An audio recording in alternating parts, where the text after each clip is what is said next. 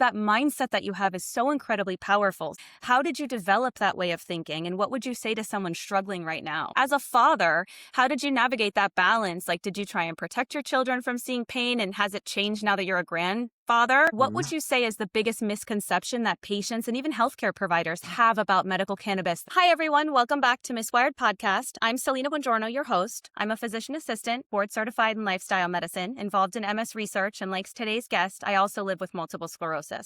I truly believe that a diagnosis does not define your future, and today's guest has spent decades proving exactly that. Montel Williams is an Emmy Award-winning television host, military veteran, entrepreneur, and one of the most respected advocates in the MS community. Before we begin, Montel, I just want to thank you for your service for our country. Thank you.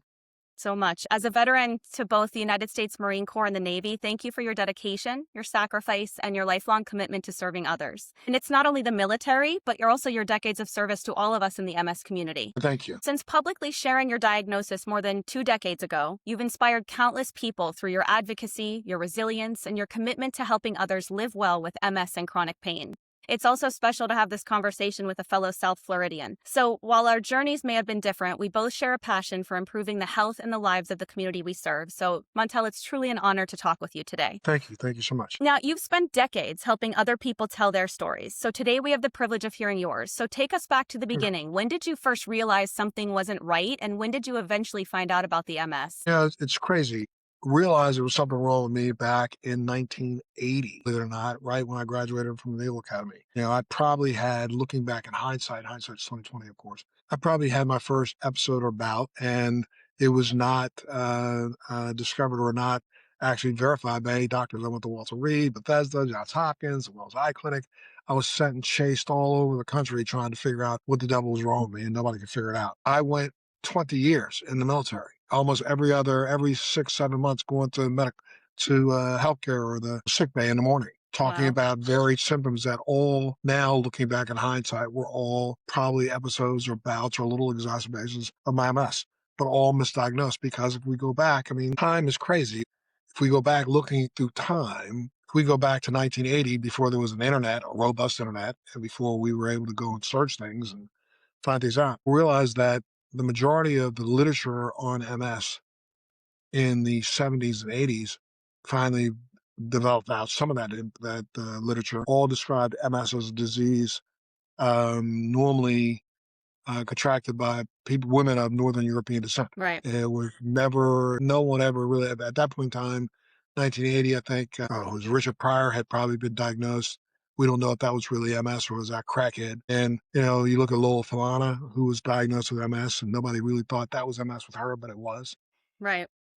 But there were very few African Americans diagnosed with MS publicly. However, the malady existed almost anywhere on the planet that you find Vikings went to over the course of a couple 100 years or 1,000 years. You literally will see MS on those coastlines. You go down the entire coastline of the Atlantic Ocean on both sides, west and east, you'll see that MS is very prevalent, whether it be in Africa, whether it be in South America, whether it be in, North America, Northern Europe. So again, when my symptoms were playing out, I had doctors that literally looked at me in 1981, 80 and said, "This looks like it could be like that disease MS, but I don't think so. Can't be."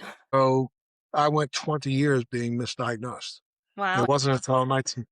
It What wasn't. symptoms? My most prevalent symptom was right before I graduated from the academy. I was supposed to go into flight school, but I lost all the vision in my left eye, and then it damaged my optic nerve in my left eye bad enough that I have like a positive scotoma in my left eye, which means a large hole in my vision in the left eye. I had something called optic neuritis, optic neuropathy from a pupillary defect. I had really serious problems with my left eye. And I also had not just tingling, I had neuropathic pain in my shins, my feet, my ankles, my side, my face, that ended up turning into trigeminal neuralgia. And so by the time I went 20 years of chasing diagnosis and chasing doctors to figure out what was wrong with me, I went through a pretty serious bout in 1999 that just ravaged my whole body. And at the time, I should back up and say, in my early years was a pretty extreme weightlifter. I was a power lifter. So I used to lift, hundreds of pounds. I used to squat hundreds of pounds. I used to deadlift hundreds of pounds. And, I walked around probably 25 pounds, almost 30 pounds bigger than I am right now. And most doctors would say to me, well, if you stop putting all that weight on your back, you probably wouldn't have these illnesses. You wouldn't have this problem. Right. And it wasn't until 99. And what happened was I had literally just completed a pretty heavy powerlifting routine. And I was getting ready to see if I could compete in a couple of weeks. So I was really prepping for a contest. So I was lifting extreme weights. I mean, I was, deadlifting over 450 pounds. I was, Wow. squatting about 395. And I was going to go in this contest. And I weighed like 218, 219. And I did a very, very heavy leg day where I was pushing some really, really just ridiculous size weights. And I went home, and that evening into the next morning, I literally went through some pain that I had never experienced before in my life. And I was literally flying out that next day. It was a Friday, I'll never forget. I was flying out on that Friday to Utah to do an episode of an old show that was called Touched by an Angel. And that entire flight, I was in pain the entire way. And it Wow. just so happened I had a very close friend of mine who was a doctor who lived in Utah, Lake City. And I was, instead of staying in a hotel, I wanted to stay at his house. So I went to stay at his house. And I will never forget when I got out of the car and I said, dude, I've been like, I think I hurt something in my back. And he was like, what are you talking about? I said, I got pain in my shins, I got pain in my knees, I got pain in my ankles, my face is on fire. And he was like, your face, your knees, your ankles. Wait a minute. At the time, he told a friend of mine, this is really weird. I'm going to set you up with an appointment with a doctor tomorrow morning, Saturday morning, because I think there's something going on that you need to figure out, you need to know about. And he told a friend of mine, I think Montel has MS. And I thought that was really weird that he would tell my friend, he wouldn't say it to me. And then I went to see the doctor the next morning. Of course, went in, did the typical first visit, MS visit to the doctor where they did the pin test and all that kind of stuff. And he literally looked me in the face and said, look, I think you have MS. I'll be right back. And he walked out of his office. Then he came back in, he had a brochure with MS on it. He said, I'm pretty positive you have this. I mean, if you want to get a second opinion, you can, but I'm going to tell you, I think you have it. When I first got that information, fortunately, like so many doctors have done to so many other people, there was no explanation that went Right. along with it. And so, I hear two letters, but they were as foreign as me as MD. So I thought it was one of Jerry's kids. I had no idea what the hell he was talking about. So I sat on it for a couple of days. And after about 4 or 5 days, some of it settled. So I went from about a 100% to about a 60%. And things started to settle a little bit, but I still had all this residual effect. So I went to see another doctor in Boston. I went to Harvard. I got visited saw one of the top MS doctors at the Brigham and Women's, and walked away, verified that yes, in fact, I do have MS. It was a shocking revelation because, again, if you go back in time, back then there were only three drugs. That was the ABC world: Next, Beta Seron, Right. Clopidogrel. And the doc said to me, we have seen that some people who start medications early seem to do a little bit better. So, you need to pick one of these and we need to get you on it. And I started a drug and got no relief whatsoever for about 6 months. But I went on about my life thinking that I could continue to live normally, maybe, though the pain was there constantly.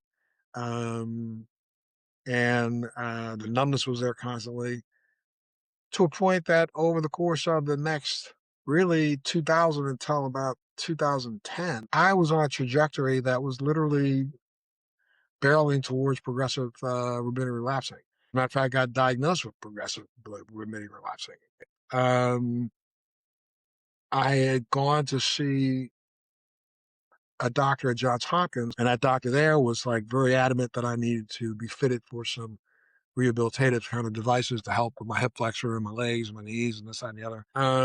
I sought At that point in time, I had already started doing it. I started investigating everything I could. And again, from 2000 to 2010, I mean, the internet started coming online and things started becoming a little bit more robust where you could get a hold of information. So as I studied more and more, I realized that though I might not be able to stop this illness, and I started way back then believing very clearly that I had MS, I was not going to let MS have me. I started believing very quickly that there are things that I could do. Maybe I could not get rid of the disease, but what I could do is impact some of the symptoms. Of And I course. started working very, very hard and diligently at doing that, changing my diet. I dropped 30 pounds. I literally took the weight off because I recognize a doctor that I saw at Harvard said, I got to tell you something. I, I, I get it. I know a lot of guys who are weightlifters like you, and you guys love your muscles and you love your size, but I think you're putting undue stress on your entire nervous system by pushing all those heavy weights. So I think you ought to knock that off and, downsize a little bit. It took me 6 months for my diagnosis, but I dropped from 220 to 290, to 190 Wow. in 3 months. And I did so through exercise, so I was able to maintain, some of my muscle mass, but not the same size I was. And I learned how to live with it. And then I lived the life, and I've lived the life of battling symptoms my whole life. Yeah. And one thing we have in common too is neuropathic pain, like you mentioned. It's Right. actually the inspiration behind the name of my podcast, MSwired, because we're miswired. But I've heard you talk about mentally putting your pain in a box instead of allowing it Right. to control your life. So can you Right. walk us through what that looks like? I was fascinated when I heard you say that. I learned this very early on. I mean, everything from mood, everything about us as human beings, I believe very strongly. And there are doctors who have supported this and not supported me, but I literally figured this out themselves without ever talking to me, but understood that there are certain things that we can control. Pain is very strange. Pain can be overriding everything if you let it. I'm absolutely 100% convinced that as human beings, we have the ability to live through more than we think we do. I'm talking to a lady here. Do you have children? Yes, two of them. Well, okay, right there alone. I mean, when you think about what you have to go through to birth a child, your abdomen goes through ripping, tearing, things that I would bet if I had mentioned it to you 10 years before you had your child, you would have said, come on, I ain't Yeah. going to do that. That's Yeah, crazy. we Are do you it kidding? again. I mean, yeah, and even to the point that your pelvis cracks. Come on, are you Right. kidding? You know what I mean? These things happen to you, and you live through it. And once you get to the other side of it, you realize, well, it was bad, but it wasn't as bad as I thought it was. I'll do it again.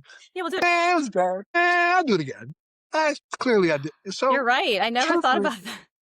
if you stop and you think about that, now you really, really think about that, there are people who, I've been told that breaking a femur is probably the worst pain any human being can feel. I've been told by doctors who are orthopedic doctors who say that they believe 100% that the femur break is worse than a woman having a child. Femur Wow. break is worse than, being shot or being burned. Being burned is probably another one of those pains that is right up there at the edge of what man can deal with and cope with, but man can deal with and cope with it. So the point I'm trying to make is that there are brain cells that we all have and areas of our brain that we have that help us deal with issues that we don't think we can deal with. And so I started studying, if you take the time to take your pain apart and visualize it and think about that pain, and I go through this process in my mind of putting that pain in a box, then wrapping it up like a gift box and wrapping a ribbon around it, tying it up and physically tying that pain up. You're not going to get me. You think that through, you can kind of put that pain on a shelf. It's there, but it doesn't have to be what's most forefront in your brain. Right. And that's what I do. I try to, on those days that it's really, really bad, I will literally tie it up, put it aside. It's there. It hasn't gone away, Right. but it's not going to be the leading thought in my mind. And I'm able to do that because I can realize that yesterday, and guess what? It hurt really bad, but I'm still here today. Right. And the day before, it hurt really bad, but I'm still here today. So clearly, I must have coped with it to be able to get up this morning and walk around. So that is a process that I think that other people, when you're dealing with things, believe me, this is not a one night, one day exercise. Right. It's a This is process. a 40, 50 day process for me. But it got me to the point that, you know what, instead of putting my feet on the ground and feeling like I just stuck it in the boiling water, you know what, they can go on the ground. I got this. The more and more I said to myself, I got this, the better and better it became. And now it got to a point where, there are times where I'm hurting. If I don't talk about it, don't think about it, it's not as bad as it would be if I were talking about it and thinking about it. So I Right. try to put it aside. And that's helped me. It's helped me immensely. It's helped me in my journey for the last 30 years, 40 years. Yeah, I was so fascinated because I do that with anxiety. Like I imagine a filing cabinet or little buckets in my head. And I think, well, can I do anything about it now? No. So I'll kind of put it on the shelf for later. So that's why I was so intrigued. I never thought to do it with pain. So Well, there's a Dr. Lubomirsky who who came up with a idea around depression. A lot of us with MS suffer from depression. Some of that Right. depression is self-brought on. You bring it on yourself. And other times that depression is because your brain is squeezing. You are physically going through a brain squeeze. There's no question. People with MS, our brains atrophy.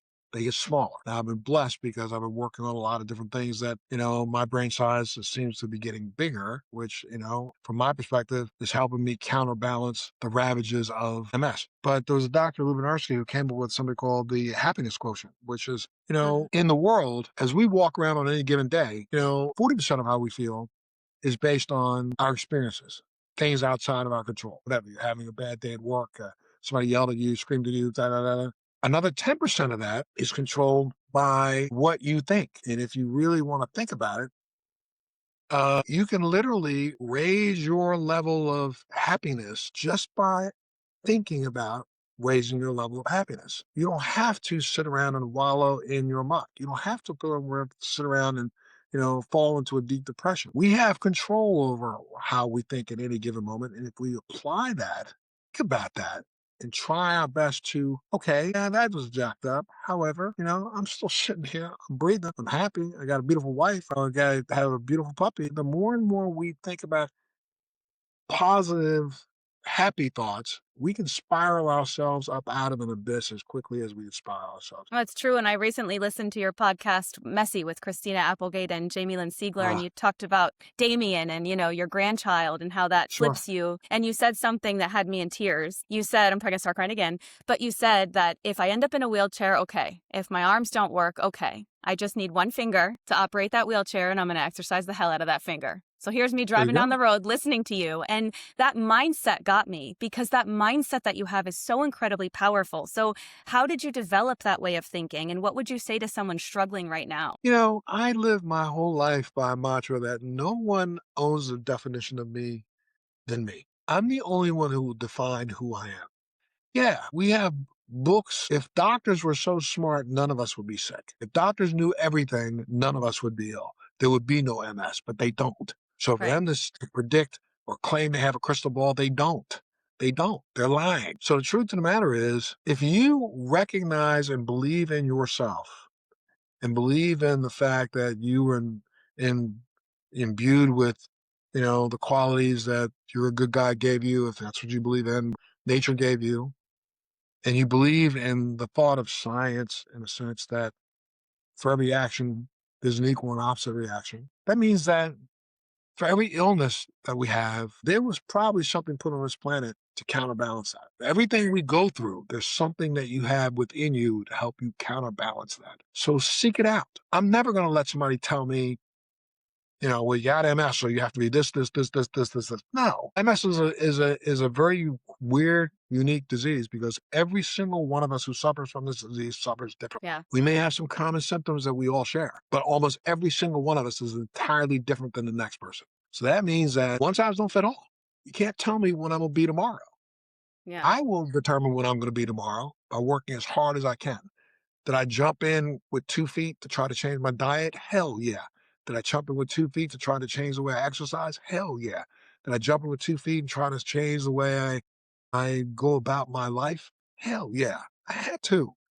But those changes were changes that I made to me. Didn't come from a doctor. It came from me. So when you say, where did this come from? It was part of that process of trying to understand who I am, trying to understand I'm not the same guy that I was yesterday. I know that now for a fact. I mean, if I had to, I could probably run a city block. When I was in the Marine Corps, I used to be part of the 100-mile club. We try to log 100 miles a month. Wow. And I did it every month for 10 months. No, 7 months when I was at 29 Palms in California. And I worked out every day and I ran like crazy. But right now, and I used to be a pretty good basketball player. MS has taken away that coordination from me. So I don't have the same dexterity coordination, like I can't run down the court and do a layup the way other people can do a layup. I do my own layup, I can't do that. Right. So the truth is, I started figuring out that I can't be the same until I was yesterday, but I can be the best until I can be today. I And the love more that. and more I work at that, that's how I get through to believing the things that you asked me. How did you make her get that mindset? I go to bed every single night and ask myself, what did I do today that's worth talking about tomorrow? Rather than waking up in the morning and go, oh, woe is me. I Right. wake up in the morning, I can see the accomplishments I had yesterday. That means I can have another accomplishment today. I love that. And my It's, husband and I, we do bike MS. So we cycle, it's 150 miles over 2 days. And I guess I was putting up my pain in a box, and I didn't realize it because as I'm riding and I have pain and I want to pull over and lay on the floor, I think pain is temporary, regret is forever. My boss told me that, like, finish that ride. And people yeah. always say, you're crazy. Why do you cycle 100 miles? That's insane. And my answer is always the same: because I can today. And tomorrow you might do 200. You might do Or 300. You 5. might only do 100. You might only do 100. Okay, so if you Right. do 100, you did 100, didn't you? You did 100. So, I mean, Yeah. the fact that, and I like what you just said, that when you're on that bike and, the ankles start hurting and the foot starts hurting and the needles start coming up through the Yep. bottom of your foot, your hands, your sides, your hips, and then you put 4 more miles in and all of a sudden, guess what? The needles in the foot just kind of stopped a little bit. They're not as bad as they were. Well, Right. the needles in the hip, not as bad as it We got was. Okay. this. And then you do another 20 miles and then it comes back. But you got through 20 miles. So Yeah. if you got through those 20, you can get through another 20. Yep. And now I don't worry about my pride. I get off the bike. If I have to lay on the floor and do some lumbar rotations and stretching and take off my shoes, I'm okay with it. I'll finish. But Sure. do what we got to do. And you are not only an MS warrior, you are also a stroke warrior. So as Yes. both a clinician and someone living with MS, one of the things that worries me the most is that people don't recognize the early warning signs of a stroke and truly realize every minute matters. So in medicine, we're taught time is brain, meaning minutes can make the difference between a full recovery and a disability. So for someone hearing that for the first time, is there any advice you have to anyone just about recognizing a stroke and why acting so quickly is good? One of the things that it was amazing for me because when I went through mine, I had just done an episode of Mehmet Oz. Dr. Oz is a good friend of mine. And, I had done an episode of him about 3 weeks before. And Oz shoots his show in a very strange way. He used to shoot it. He used to shoot like one segment. He might shoot 3 different segments. Those segments aren't in the same show. They're in shows that are coming up. So he put this segment together, this one, this one, and then boom, there's a show. So the day I happened to go there to shoot, he was shooting a segment on stroke. And I was on there to talk about, I think either my book or something else. Did my episode. Then I happened to be back in New York. I had a speaking engagement the next day, and I was in a hotel in New York and had gone down to the hotel gym. And this was at 9 a.m. in the morning, so there wasn't anybody else in the gym. So I went down to the gym and I was working out. And literally, when my stroke happened, in my brain subconsciously, I think I heard it. Now, it's going to sound really weird, but I heard this big pop, and I was like, what the? And I turned around, and there was nobody in the gym. And then all of a sudden, the entire room started kaleidoscoping. Wow. And right at that second, I heard the pop. That's not something everybody hears when they have a stroke. But the kaleidoscoping, the dizzy, immediate, like, I mean, I know you've had those days, especially on hot days when you're living in Florida, where you step outside and every bit of Yeah. your energy is just sucked right Like out of you. Like, cement. and it's like a vacuum cleaner. It just sucks it out of you real quick. Yeah. That happens to me a lot. Like I can step outside. That's the only thing. It's really one of my worst symptoms is I am crazy heat sensitive. I can walk outside and if it's like 90 degrees outside, I may not know that my body is overheating before it already is overheated. And then next thing you know, I'm laying on the ground because I fell down because it was so bad. And like you said, So we're all so different. The cold gets me. does it? I Guess what? cannot do cold. Was my friend. Are you kidding me? As soon as I realized how I could snowboard, I was I saw your videos. I was like, girlfriend, I went to snowboarding because the heat hurt me so bad. I tried to stay in the cold. So I was snowboarding all year round. I would go to South America in the summer from It's June amazing. until September and not come back. I'd stay there and just snowboard every day because when I was in the snow, I felt really good. That heat exacerbation was so crazy with me that, I literally had to figure out, number one, now here in Florida, I stay inside majority of Yeah. the day. I don't go out until 4 or 5 o'clock in the afternoon when the sun's at least going down on the horizon, moving down a little bit behind the buildings so I can walk my puppy then. So then when the stroke happened again, it sucked the energy out of me. And my first thought was, let me just sit down and let me lay down on this bench for a second. Maybe this is going to go away. And I said, you know what, dude? I think you just had a stroke because now I'm feeling, I got some tingling in my hands. My arms aren't moving right. I didn't have palsy where my face drooped, but the right side of my mouth was really just hard. I'm trying to imitate it right now, but it's just so hard for me to, like talking out of the left side of my mouth. And I was like, Yeah. this is weird. So I immediately had to hold onto the wall to keep from falling down. And I wall walked myself out of the gym to the elevator, up to my hotel room, opened up the door. My wife was in there and she was in the shower. I remember I screamed to her. I said, TT, you got to call 911. Got to call 911. Call 911 and tell them that your husband just had a stroke. She said, what? I said, baby, I'm having a stroke. I know I am. And what was such a blessing for me is that New York City is one of the only cities in the entire country that has specially configured emergency vehicles that are equipped for stroke. And they Wow. move these vehicles around the city in Manhattan, parking them different places every single night. And the reason for that is because a year before those vehicles appeared in New York City, was a very, very wealthy man had a stroke and they didn't have those vehicles. And after what he went through recovering from that, he literally purchased 2 of them or 3 of them, I think, himself. These are like $5-6 million Wow. a piece. They have CAT scans in them and Wow. donated them to the city of New York for anybody else who might have had a stroke. And what ended up happening was, blessedly for me, one of those vehicles parked about 2 blocks away from the hotel I was staying in. That's And amazing. that vehicle is a vehicle that showed up at my hotel. And, of course, the EMTs that are inside are trained in stroke. Right. And I remember I'll never forget the EMT walked in and said, Mr. Williams, your wife said you think you're having a stroke. I said, I don't think I'm having a stroke, dude. I know I'm having a stroke. First off, I got a splitting headache right now. I'm telling you, it's the worst headache I've ever had in my life. It is coming from exactly from a spot, not coming here. It's coming from back here. And he said, okay, Right. well, let's get you out of the vehicle. And they got me down in the vehicle. They put me in that thing within, I'm telling you, within the emergency vehicle showed up in like 5 minutes. I was out of my room, down in the front of the hotel in another 5 minutes. So 10 minutes into this, I was in a CAT scan, having a CAT scan done in the That's street. amazing. That's amazing. And it's amazing. And I look up in the corner of the vehicle, there's a television screen, there's a doctor on it, and a doctor comes on and says, Mr. Williams, this is crazy. You said you think you're having a stroke. Well, you are. And as a matter of fact, you're still Wow. having one right now. We got to get you in here. So I went to one of the best stroke hospitals in New York, which is New York Presbyterian Hospital. I'm like giving a little shout out. And they saved my life. I was probably not comatose, but close to comatose for the Wow. first 4 or 5 days. And then from that point on, I started recovering and I did some things that I think really, really helped with that recovery. And after 30 days, I was released from the hospital, did 30 days of rehab and I came back. And I'm not Wow. back 100%, but I'm back. And blessedly, it has not happened again, knocking on wood. I knocked for But you. yeah.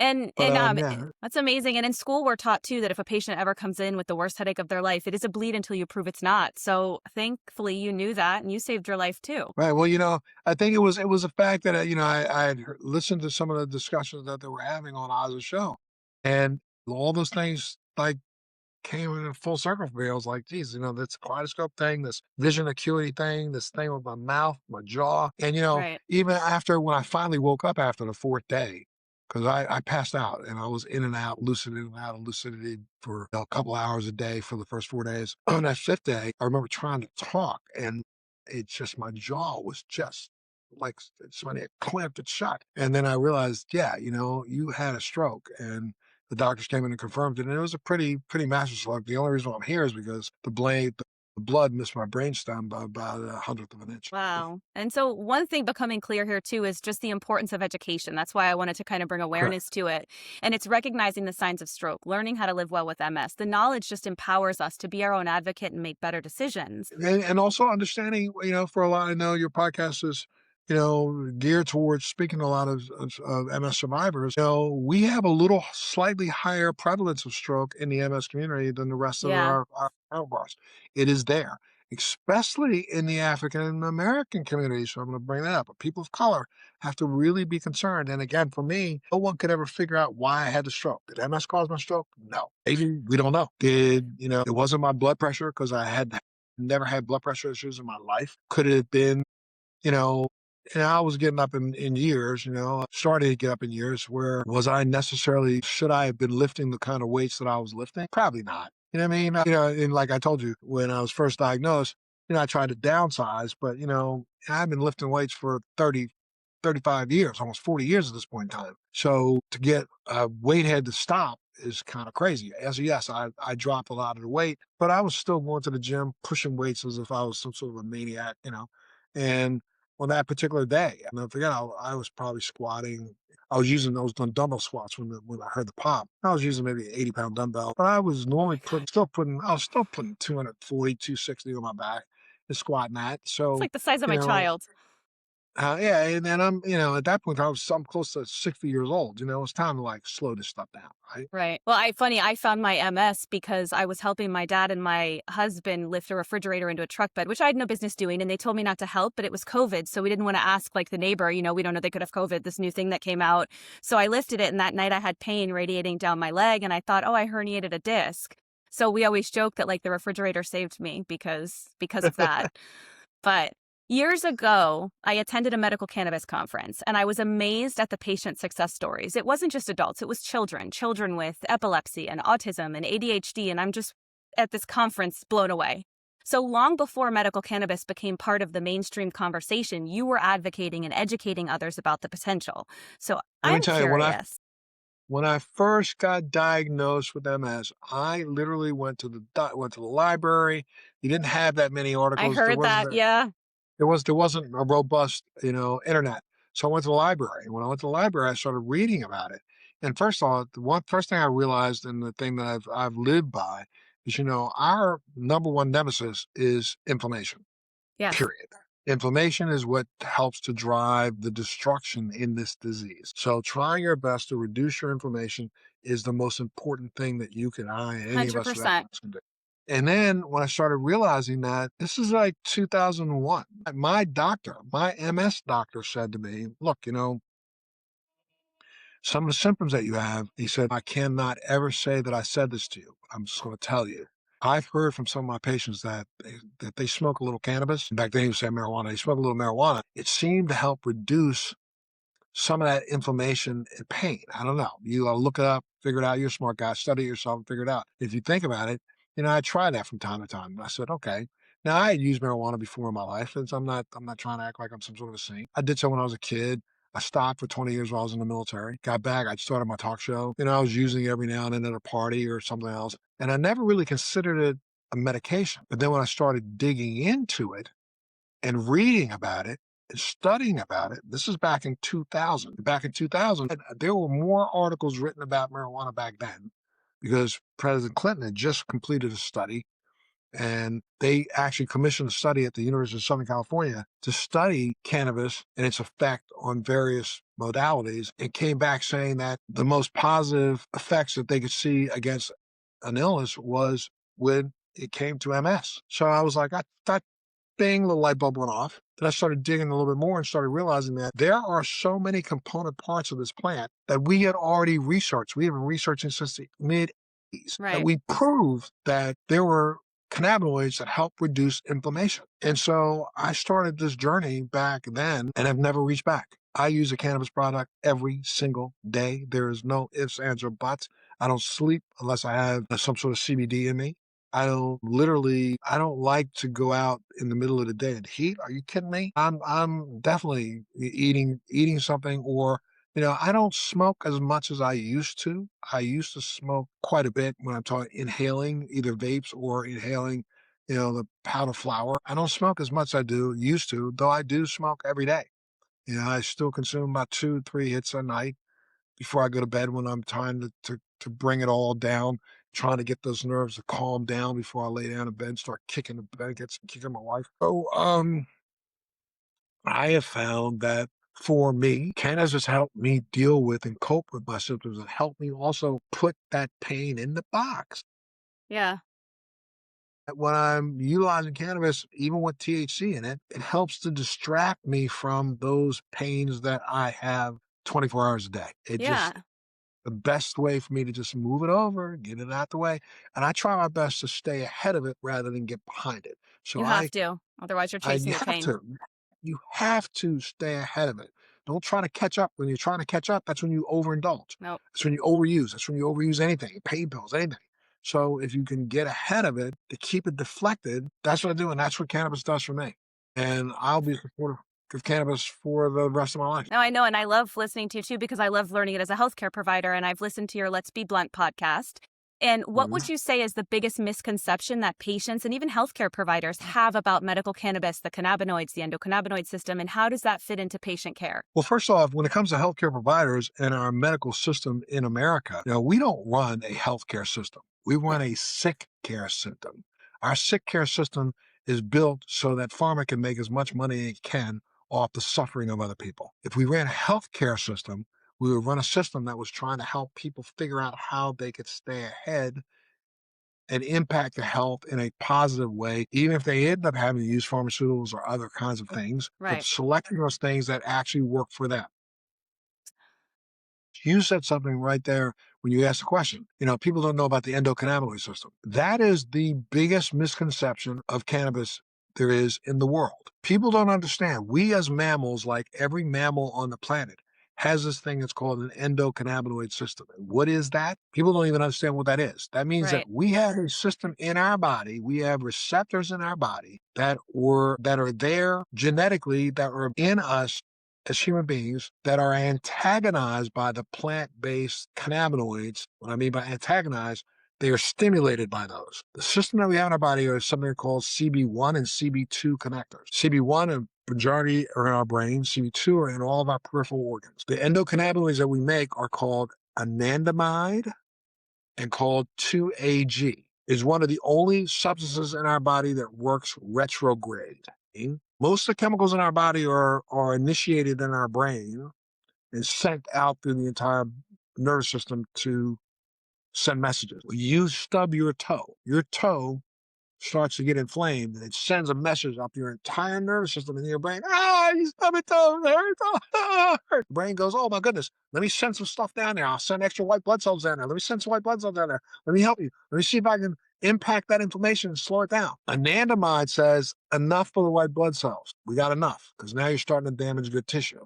So anandamide goes back up this system into the brain to say, slow down the white blood cells. This has been a system that's been a part of us for thousands of years. This isn't something that came up yesterday. This is something that's been around for thousands. The United States paid for research in Israel with a doctor by the name of Dr. Meshulam in the 80s, who discovered what cannabis is and what the endocannabinoid system is and what cannabinoids are. In fact, by nature, this is a plant that we were built to consume. We were built to utilize. As a matter of fact, until late 1800s, the majority of people in this country ate a porridge that had cannabis seeds in that porridge, because back then realized that cannabinoids and cannabis and the hemp plant had the highest protein-laden seeds in nature. So we used to eat this all the time. So we used to everybody, and nobody thought about it. It just came in. When you got your cream of wheat, it was in there. When you got your oatmeal, it was in there. We were eating it. People were happier then? You think that's why everybody was happier back then? No, because seeds don't have cannabinoids. Okay. Seeds have the pre-markers for cannabinoids. It's not until the plant grows that we get the cannabinoids. But I will tell you, if you go back and look at newspapers, anybody who's doubting what I'm saying, go to a library and see if you can get some microfiche and pull some newspapers up from 1887, 1889, 1890. You'll find that the majority of the ads in the back focused on cannabis-based tinctures and cannabis-based medicine, because we were living back in the latter part of the 1800s. This was post-Civil War. We had more disfigured, injured, recuperating people walking, more amputees walking around in America than we've ever had since the dawn of this country. And so people were in a lot of pain. People were having a lot of issues, and people were looking for those things that could help them feel better. And if you look at some of those ads in newspapers, you'll see that cannabis was used across the board. As a matter of fact, let's note this for fact, all of our forefathers grew hemp. The entire Revolutionary Army was clothed in hemp fiber. The only thing that the North and the South really had in common during the Civil War was that they had uniforms and tents and sails and ropes that were made from hemp. Yeah. This has been a part of who we are. America wasn't built just on tobacco and cotton. America was built on hemp. We exported hemp around the world. You could pay your taxes in hemp in the 1700s.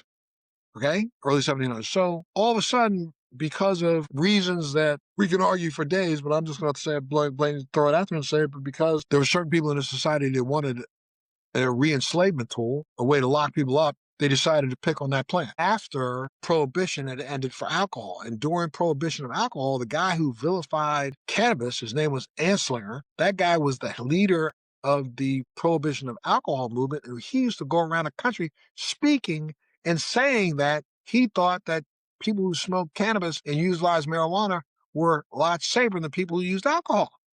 So But we've known all of this.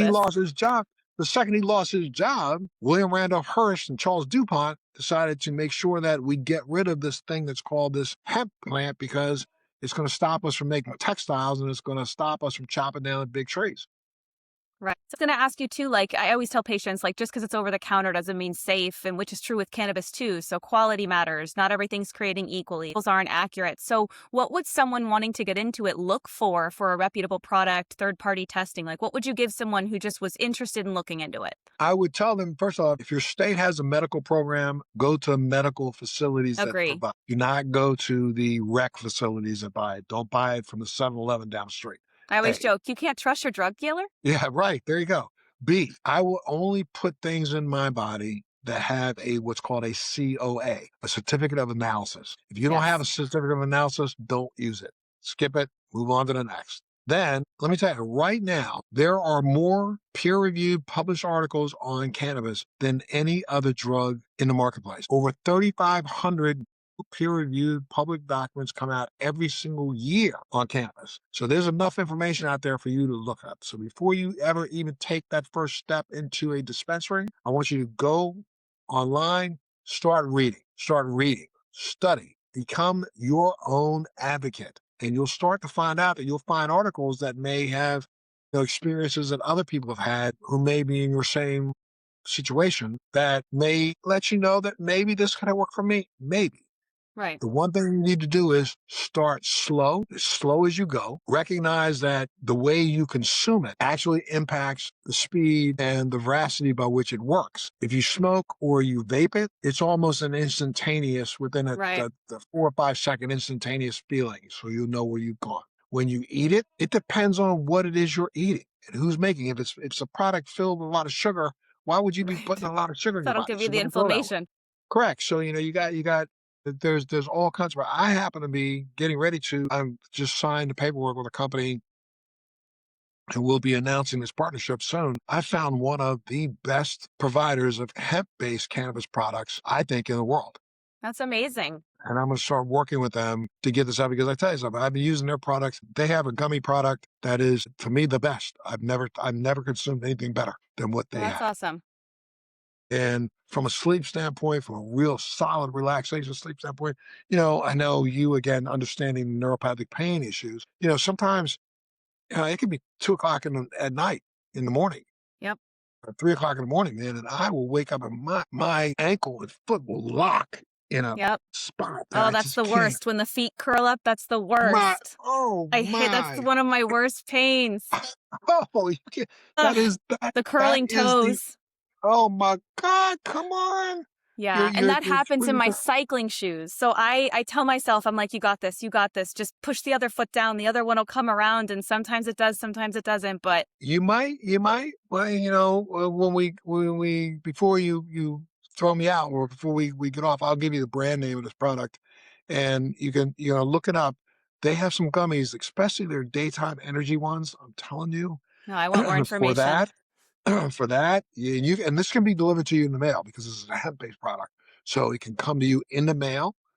And are those You should. products THC free? Because I know legally if it's over 0.3%, they can put it on there, but then a patient who's drug tested for work still tests positive. So they have THC free ones as well? They do have some THC products, but a lot of theirs have, trace THCs in a small amount because I happen to be, I'm Right. going to tell you something, I'm a believer that, why all of a sudden do we think THC is the devil? Right. No, We don't think and alcohol.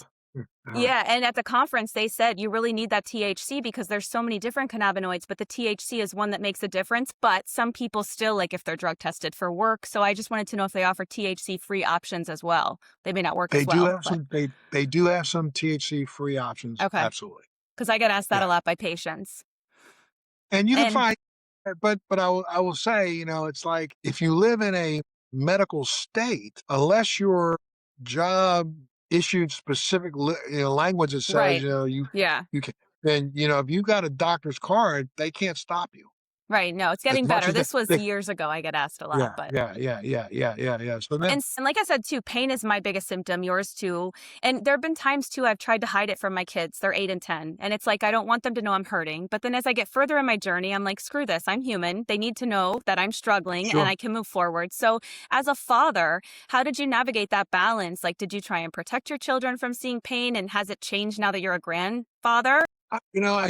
Unfortunately, first off, my children were a little older when I was diagnosed, but they were aware and could see what was going on. Right. Unfortunately, for the first couple of years after my diagnosis, I had a lot of falls, I had a lot of trips, I had a lot of evenings or a lot of times where I could be out, step out of a car and not realize how hot it was outside. And it literally, I couldn't hide my pain from my kids. There was no Yeah. hiding. So my kids literally grew up seeing a dad in pain. That's how the other night at dinner, I don't know if you've ever had an MS hug, but Yes. there's no love there. No love. But Uh, I just started crying at the dinner table and I had nothing else to do but cry. I couldn't breathe. So I'm gasping for air and it's scary. And I found like, I'm putting on like a massaging belt and a heated belt. And so yeah, you can't hide it anymore. yeah. Well, now your kids are on the young side, so I'm going, Yeah. consume in front of them. But, my kids, I will tell you something, all of my kids knew that I consumed cannabis. I made sure they knew that. It's like, Yeah. because I don't want them saying, what's that weird smell coming out of your room? Or, trying to joke about it and be funny about it. I let them know this is something I do and it's something you do. It's what I do. And this is what I'm going to Right. do to help dad be able to sit here at this table with you. So, the more you can include them in the journey, the more your journey will be a better journey, not only for you, but for them. 100%. That Because gives me then chills because they do the walks and the bikes and they're there cheering me on as I cross that finish line crying. But yes. absolutely. Absolutely, absolutely, and that also is building strength in them. Yeah, They're like my daughter came home recognizing from school making that. It's like that's what she was thinking about in school, making her mother an orange ribbon. And my son made flowers that are orange. Like everything is orange. My daughter's like, we love orange because we love MS. I'm like, well, we don't really love MS, but we love, what it represents and the strong people. sure, But one thing I've heard you say too that really stayed with me is there may be no cure, but we can endure. So people absolutely. spend so much time like, oh, MS took this, MS took that, MS took this. But I feel like you and I have managed to find the opposite. So what has MS given you that you don't think you would have found otherwise? A perspective on myself and a greater empathy for others. Yes, so true. There's no question I have a greater empathy for others. Well, I'll stop and help that person across the street. I'll Yes, stop and help that person pick something up in the grocery store who's in the wheelchair. I'll stop and, ask, do you need me to find you an air conditioner? Or air conditioner, you need to go by the vent. But it's also given me a better understanding of who I am. And what I mean by that is because one of the things I've done in my journey has been really try to understand me. The only way you can do that is by looking back in your past and looking at things that you've done, ways you've reacted to situations, ways that right. you've dealt with situations, and actually take those apart and look at what made you make this decision. I've done that to myself. And, I'm much happier with the guy I've become since I've had MS. I can say the same. And it's so bizarre because if someone said to me, hey, in 6 years, you were going to have a podcast educating others, practicing lifestyle medicine to teach people how not to get sick, and interviewing an Emmy award-winning talk show host from the 90s, I would have said, no, not today. But for someone who was just diagnosed with MS and they're listening to this on the drive home from the neurologist's office, they're crying. They don't know what to do. They don't know where to go. They're just overwhelmed. We've all been there. What You hope own the would you leave definition. them with? You own the definition of who you are. You Yes. walked out of a doctor's office, doctor said you have MS. Okay. And so you also have a nose. You Yeah. also have eyes. It's another You part of also you. have teeth. That's right. So now it's just become another part of you. So now let's figure out how do you clean your nose? How do you, wash your face? How are you going to deal with yourself with MS? As much as we think this is a life sentence, this is really, I think, a life opening up. This For is sure. saying, think about this. I have MS. I've said it a couple times and people look at me like I'm crazy. Was it a mixed blessing when I got that diagnosis? Yes. Yeah, because now I'm not crazy. There is something wrong with me, but what's wrong with me is something that I can deal with. Right. Unfortunately, again, we all suffer differently. Right. You mentioned, Christina, our friend. I mean, my heart breaks for her and it's tough, but, I'm going to try to be there for her whenever she wants me. I'm there. She And you calls are. me. I'm there. I gotta be. She's my friend. And there are so many other people with MS who can be your friend. So when you get Yeah. that diagnosis and you're driving home, it's not the end. You're not driving off the end of a flat earth. This earth is round. So, when you get Yeah. around the other side, there'll be somebody waiting to help pick you up. Yeah, and I love too. It's what scared me the most with the disease was I have anxiety and I'm a planner, and I was so worried about what's going to happen in the future. And a couple months ago, I said to my husband, we kept saying, "Oh, we'll get motorcycles again when the kids are older," and something just hit me. I saw a friend progress to primary progressive, and I said to my husband, "No, we live now. I have the balance now. I'm good now. I want to ride now." And I went out and bought an orange motorcycle 6 weeks ago. And it's like, and That's everyone's right. like, "Are you crazy?" No, I'm living because I can Yeah. today. Yeah. So, it's all we can do. Is there anything else you wish people understood better? And speaking of Christina, actually, I was going to say, I was laughing when you guys recorded and Jamie Lynn Siegler said, "Thank you so much for taking me to dinner when I got diagnosed." And she said, "I didn't go to dinner. So when you take her to dinner, I am an hour north of you and I will come join you All right. guys." For So, sure. yes. For sure. For sure. Yeah, it's funny. Christina cracks me up all the time, man. I'll tell you. I mean, Lynn also, she's such a dear Yes, heart, they're such a wonderful. sweet person. They are. They're wonderful ladies. And, I think their podcast is one that I think any woman and any man also, but I'm telling you, for a lot of you ladies, they are a testament to how we want to survive and Yeah. how we want to treat ourselves and how we want to understand ourselves. But one last thing when you were saying, was there one thing I would say to a person? Don't be so hard on yourself. I need to hear that every day. Do not be so hard on yourself. Yep. Okay, again, we look at things in this world in our lives as what we've lost or what we've gotten or what we've gained. There is no loss. Right. It's what we are. Yeah, I used to play basketball, so I watch basketball. I still enjoy it. You know what my Okay. sister said yesterday that hit me? She said, "Rejection is just redirection." Correct. And I loved Correct. that because it's so Yes. true, because it's like when you get lost on a GPS rerouting, it's like you just have to keep going. Correct. And I mean, it's like I've been thinking about it since you just said you went and bought a motorcycle. I used to ride. I rode for multiple years. I had a couple of accidents. That's what stopped me.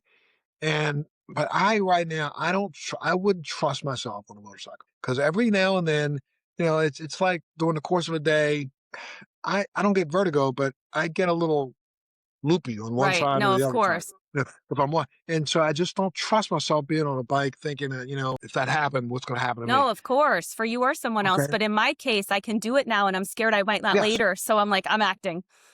Again, especially since you're riding a bike. If you're riding a Yeah. bicycle, I mean, yeah, that means you still have those skills. Yeah. So do them, but don't. The one thing I have to say, honestly, is do not be that hard on yourself. This is you. This is the you are, and that Easier said you are than that looks done. back at you. It looks back at you every day in the mirror, and when it looks back at you again, I get up in the morning, I look in that mirror and say, "What did I do yesterday is worth talking about today." I'm going to Because try I'm gonna do that. something today is worth talking about tomorrow. Every single day can give you a gift, and so look for those gifts. That's why they call it the present. That's correct. Absolutely. But yes, if you ever want to talk lifestyle medicine, that is our passion. But we kind of, like you said, we live in a sick, they want to keep people sick and not on meds. We kind of teach people how to live, but that's what we do. But Montel, thank you so much for joining me today. Absolutely. Thank you so much for having me. Before you, if we're going to disconnect, let's disconnect, but stay connected for a second. You can stop I will. recording. Yeah. And I I'll just give you wanna your name. Okay? Yes. And I Sure. want to say, but thank you so much for joining me today. What I admire most is just everything you've accomplished. It's the way you've shown people that a diagnosis does not define what's possible. Through your advocacy, your resilience, your willingness to educate others, you've inspired countless people, including me. So thank you for your service to our country and for your dedicated years of service to all of the MS community. And as someone diagnosed with MS in 2020, it means more than I can express to sit across from someone who has helped pave the way for so many of us. So it has truly been an honor to speak with you today. Thank you so much. Honor to speak with you also. And thank you for what you're doing. Thank Keep you. doing this. Keep making people feel better. Because, even this last hour conversation makes me feel better. So I know, thank it's you. so empowering when we're with each other, the fellow warriors. There you go.